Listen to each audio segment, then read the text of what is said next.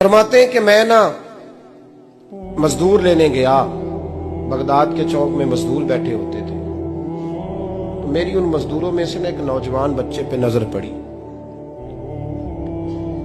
बड़ा कमजोर सा वजूद था, लेकिन चेहरे पर इबादत का निशान था। माथा बताता था कि नमाज का बड़ा ख्याल रखता है। मैं उसके करीब गया।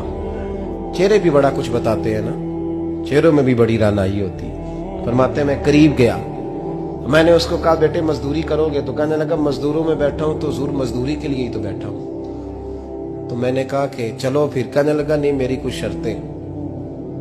मैंने कहा बताओ। कहने लगा पहली शर्त यह है कि लोग 4 दिनार दिहाड़ी लेते हैं, मैं 3 दिनार लूंगा। मैंने कहा यार भाई तो बड़ी बेहतरीन है, बाकी भी इस तरह की रख ले। उसने कहा हुजूर दूसरी शर्त यह है कि मैं आपकी मुकम्मल बात मानूंगा, लेकिन जब अजान हो जाएगी फिर आपकी नहीं सुनूंगा। तीसरी बात उसने ये की कि हुजूर मैं आपके घर में काम करूंगा पर आपके किसी सवाल का जवाब नहीं दूंगा। कहते मैंने कहा यार तू बड़ा अजीब है, शर्तें तो मालिकों की होती हैं। कहने लगा जी बहरहाल मैं शर्तें लगा के जाता हूं। फरमाते मैं उसे घर ले आया,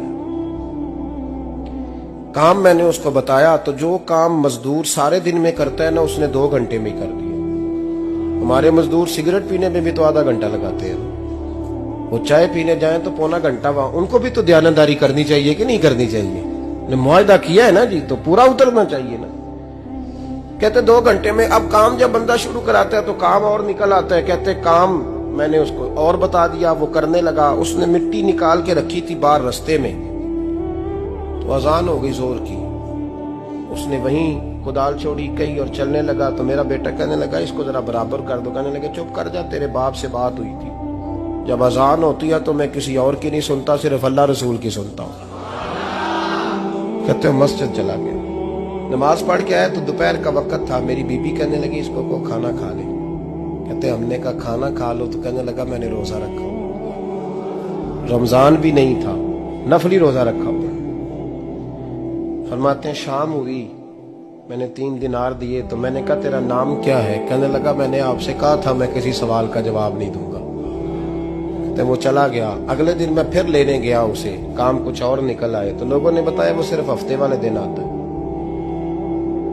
मैंने कहा क्यों? कहने लगे जी वो कहता है मेरा हफ्ते का खर्चा 3 दिनार है, जब 3 दिनार कमा लेता हूं तो बाकी सारा टाइम अल्लाह रसूल की जिक्र में गुजार दिया करता हूं। फरमाते हैं अजीब। अगले हफ्ते मैं फिर लेने गया, मैंने पूरा हफ्ता इंतजार किया कि काम उसी से कराना है। मैं जब गया तो मैंने कहा चलो। कहने लगा मेरी शर्तें याद है ना? और मैंने कहा याद है भाई, साथ चल। फरमाते हैं काम कराया। 2-3 हफ्ते वो आता रहा। एक हफ्ते में गया तो लोगों ने कहा हुजूर आज नहीं आया। क्यों? कहने लगे बीमार हो गए। कहाँ घर है? कहने लगे बगदाद के कब्रिस्तान के पीछे जो कच्ची आबादी है उसमें रहता है। फरमाते मैं गया, दरवाजे पे दस्तक दी तो कहने लगा हुजूर आप हैं? दरवाजा खोला है, आ जाइए। फरमाते मैं अंदर गया तो मैंने कहा तुम्हें कैसे पता चला मैं आया हूं? कहने लगा हुजूर अल्लाह वाले हो, आप नहीं आना था, वरना अमीर तो गरीबों का पता लेने कोई नहीं आते। कहते मैं करीब गया तो कहने लगा मैं आपका इंतजार कर रहा था, तेज बुखार है, तप रहा। जेब से कुछ पैसे निकाले, कहने लगा ये पैसे रखने। एक अंगूठी निकाली, कहने लगा हुजूर आज रात को मेरा इंतकाल हो जाएगा, इन पैसों का कफन खरीद के सुबह जनाजा पढ़ के मुझे दफन कर देना, और जब दफन करो तो ये अंगूठी लेके असर के बाद हारून रशीद के पास जाना। आप उसे कहना मैंने मिलना है, पर वो आपको टाइम नहीं देगा।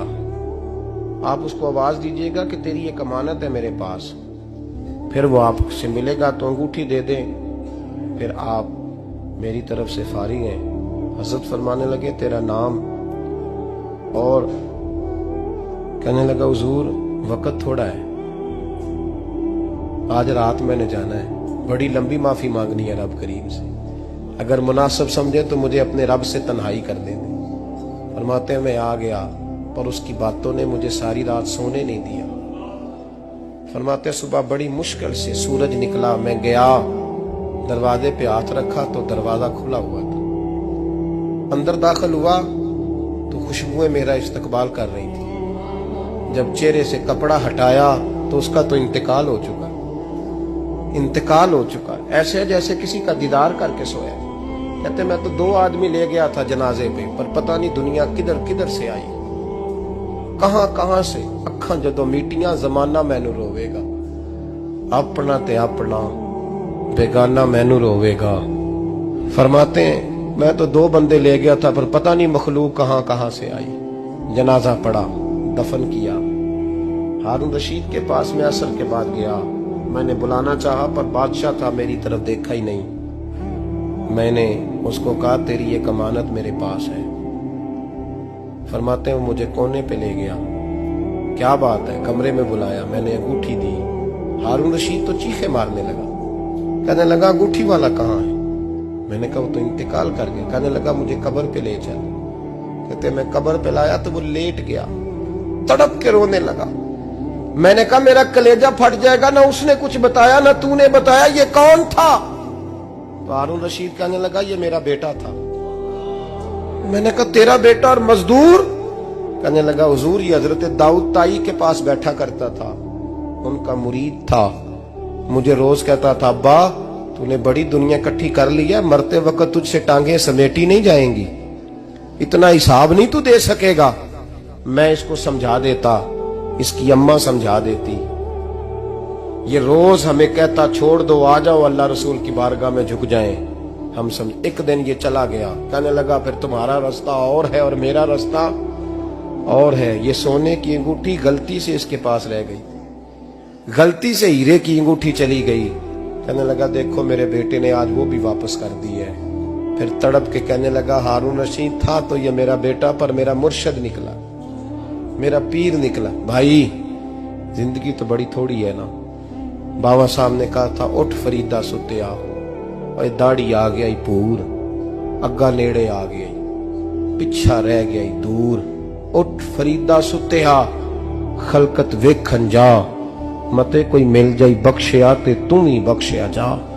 उठ फरीदा सुते आ, झाड़ू दे मसीत, तू सुते रब जागदा, तेरी डाडे नाल परीत।